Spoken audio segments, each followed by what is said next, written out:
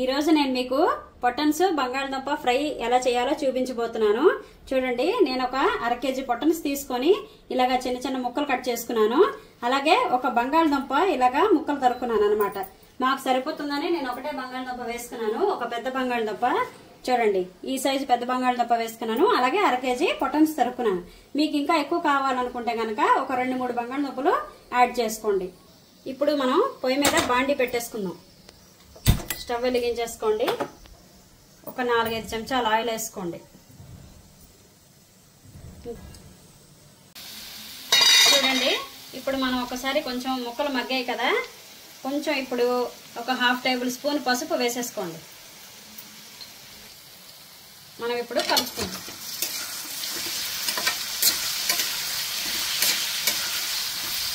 ఇరవై నిమిషాల తర్వాత ముక్కలు మగ్గిపోతాయి కదండి.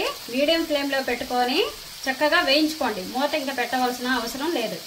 ముక్కలు వేగాయి కదండి, ఇప్పుడు మనం సాల్ట్ వేసుకుందాం. స్టార్టింగ్లోనే సాల్ట్ వేసేసుకుంటే ఏంటో తెలుసా, ముక్కలు మెత్తగా అయిపోయి మూకుడు కంటికిపోయి ముద్ద అయిపోతుంది. కూర అంతాను వేపుడులాగా రాదు. కాబట్టి వేగిన తర్వాత సాల్ట్ వేసుకోండి. ఇప్పుడు కారం, మీకు కారం ఎక్కువ కావాలనుకుంటే ఎక్కువ వేసుకోండి. 2 చెంచాలు కారం వేసానండి. మనం దీన్ని చక్కగా కలిపేసుకుందాం.